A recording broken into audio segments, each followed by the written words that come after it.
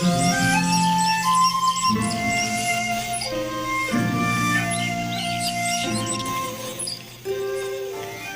The lord. మన ప్రభువును మన రక్షకుడైన యేసుక్రీస్తు వారి శ్రేష్టమైన నామంలో మీ అందరికీ మా హృదయపూర్వక వందనములు.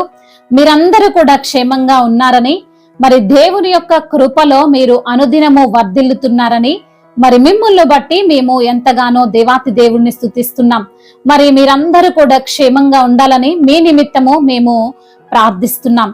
మరి దేవుడు తన యొక్క వాగ్దానము ద్వారా అనుదినము మనల్ని ధైర్యపరుస్తున్నాడు, బలపరుస్తున్నాడు, ప్రోత్సహిస్తూ మన యొక్క ఆధ్యాత్మిక జీవితంలో ముందుకు ఆయనే మనల్ని నడిపిస్తున్నాడు. అందును బట్టి దేవునికి మహిమ కలుగును గాక.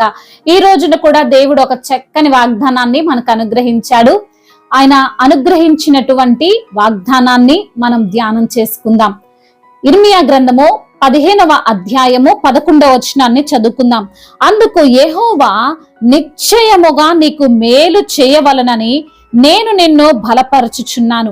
కీడు కాలమున, ఆపత్కాలమున నీ శత్రువులు నిశ్చయముగా నీకు మొరడినట్లు చేయుదునని సెలవిచ్చెను. హల్లెలూయా. ఇర్మియా భక్తుడితో దేవుడు మాట్లాడుతూ బలపరుస్తున్నటువంటి మాటలుగా ఈ యొక్క మాటలను మనం చూడవచ్చు. మరి ఇర్మియా గారు ప్రవక్తగా ఉన్నాడు. దేవుని యొక్క ఆత్మాభిషేకముతో మరి నింపబడినవాడు. దేవుని యొక్క మాటలను ఉన్నది ఉన్నట్లుగా ప్రజలకు తెలియజేసేవాడు. దేవుని వాక్యాన్ని సూటిగా బోధించేవాడు. తద్వారా తనకు ఎన్నో ఆపదలు అలుముకున్నాయి. తన పైకి శత్రువులు దుమ్మిగా వచ్చారు. మరి మేలు చేస్తున్నప్పటికీ మనకు కూడా ఈ యొక్క ఆధ్యాత్మిక జీవితంలో, మరి విశ్వాస జీవితంలో కొన్ని శ్రమలు, కొన్ని ఇబ్బందులు వస్తుంటాయి. ఆ విధంగానే ఆ ప్రవక్త అయినటువంటి ఇర్మియా గారికి వచ్చాయి. అలాంటప్పుడు దేవుని యొక్క వాక్కు ద్వారా దేవుడు మాట్లాడుతున్నటువంటి మాటగా ఈ యొక్క మాటను మనం చూడవచ్చు. మన పైకి కూడా మనము ఏమి చేయకపోయినా యేసుక్రీస్తు ప్రభువుని సొంత రక్షకుడిగా అంగీకరించినప్పుడు, మనము మంచిగానే జీవిస్తున్నప్పుడు మన పైకి కూడా మన శత్రువులు, మన ఇంటి వారే, మన యొక్క సహోద్యోగులే, మన యొక్క తోడబుట్టిన వారే మన పైకి విరుచుకుపడతారు. కొన్ని సందర్భాలు అసలు అకారణంగా మనల్ని దూషించడం, ద్వేషించడం చేస్తుంటారు కదండి. అదే విధంగా ఇర్మియా భక్తుడు అక్కడ ఉన్నటువంటి ప్రజలకు దేవుని యొక్క మాటలను బోధిస్తూ, మీరు కీడు చేయడం వల్ల మీకు ఇటువంటి నష్టం వస్తుంది, ఈ కీడు చేయడం వల్ల మీరు దేవుని యొక్క శాపాన్ని పొందుకుంటారు అని ప్రజలకు తెలియజేస్తున్న సమయంలో అతన్ని చంపాలని చూశారు. అతన్ని ఎన్నో శ్రమలు పెట్టారు. అయినప్పటికీ మరి భక్తుడు ఇర్మియా ప్రవక్త వారికి దేవుని యొక్క మాటలను ప్రకటించాడు.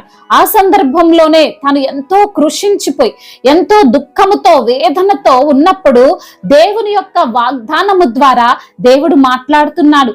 నీకు మేలు చేయాలని నేను బలపరుస్తున్నాను. హల్లెలూయా. మరి ఈ రోజున నీవు ఏ సమస్యతో దిగులు చెందుతున్నావు? దేవుణ్ణి నమ్ముకున్న వ్యక్తిగా నీవు ఉన్నప్పటికీ నీపైన వచ్చే నిందలను చూసి నువ్వు కృంగిపోతున్నావా? నువ్వు అనుభవిస్తున్న శ్రమలను బట్టి నువ్వు దిగులు చెందుతున్నావా? నీపైన మనుషులు వేస్తున్నటువంటి నిందలను బట్టి నువ్వు కృంగిపోతుంటే దేవుడు నీకు మేలు చేయాలని ఈ రోజున నిన్ను బలపరుస్తున్నాడు. మరి విశ్వాస జీవితంలో అందరికీ శ్రమలు వస్తాయండి, కష్టాలు వస్తాయి. కష్టాలు రానటువంటి వారు, శ్రమలు రానటువంటి వారు ఎవ్వరు కూడా విశ్వాసులు కారు. హల్లెలూయా. మరి మనము బలహీన పడుతున్న సమయంలో, మనము దిగులు చెందుతున్నటువంటి సమయంలో దేవుని యొక్క మాట మనల్ని బలపరుస్తుంది. మరి పౌలు భక్తుడి జీవితాన్ని మనం చూస్తే ఎన్నో శ్రమలు, దేవునితో నడుస్తున్నాడు, దేవుని యొక్క సువార్తను ప్రకటిస్తున్నాడు, దేవుడి కొరకే బ్రతుకుతున్నాడు. బ్రతుకుట క్రీస్తైతే చావైనా మేలే అన్న తీర్మానంతో జీవిస్తున్నటువంటి పౌలు గారి జీవితంలో కూడా ఎన్నో శ్రమలు, ఎన్నో ఇబ్బందులు వచ్చాయి. అయినప్పటికీ పౌలు భక్తుడు ఒక మాట అంటున్నాడు, నన్ను బలపరచువాని యందే నేను సమస్తమో చేయగలనని.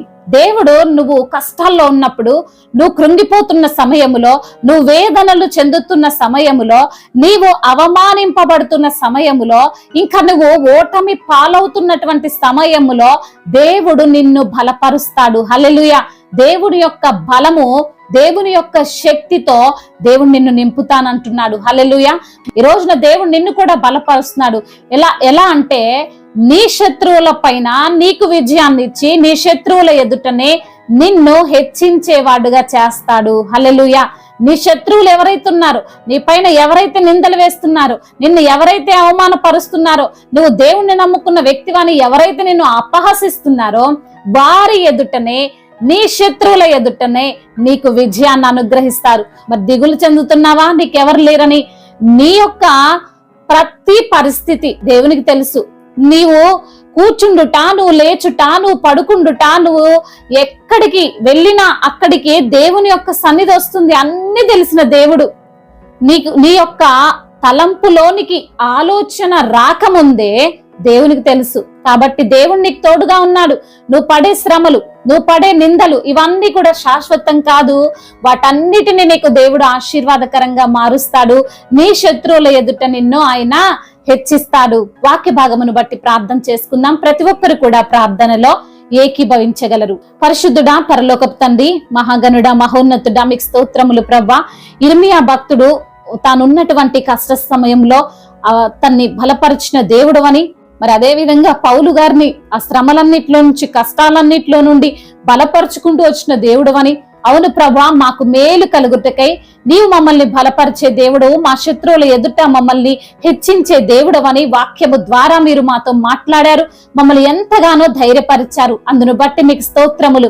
విన్న వాగ్దానము మా జీవితంలో నెరవేరినట్లుగా సహాయం చేయండి. ఈ సమయంలో ఎందరైతే బిడ్డలు ఎటువంటి సమస్యల్లో, ఎటువంటి ఇరుకులలో, ఇబ్బందుల్లో ఉన్నారో ప్రతి బిడ్డకు విడుదల దయచేయండి. మీ యొక్క శక్తి చేత నింపండి, మీ బలము చేత నింపండి.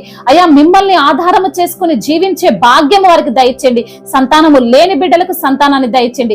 అనారోగ్యంతో ఉన్న ప్రతి బిడ్డకు యేసు నామములో స్వస్థతను దయచేయండి. ఉద్యోగము లేని బిడ్డలకు మంచి ఉద్యోగాన్ని దయచేయండి.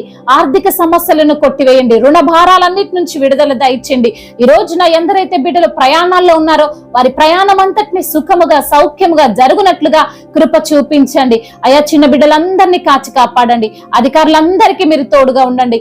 దైవజనులందరికీ మీరు తోడుగా ఉండి వారిని నడిపించి బలపరిచి స్థిరపరచమని తండ్రి, ఇంతవరకు చేసిన ప్రార్థన అంతటిని మీ పాద సన్నిధిన చేర్చుకోమని మానాథుడు, సర్వశక్తిమంతుడు, సర్వాధికారి అయిన నజరేయుడైన యేసుక్రీస్తు వారి బలమైన నామంలో ఈ ప్రార్థనను అడిగి వేడుకొని పొందుకొని ఉన్నాము మా ప్రియ పరలోకపు తండ్రి.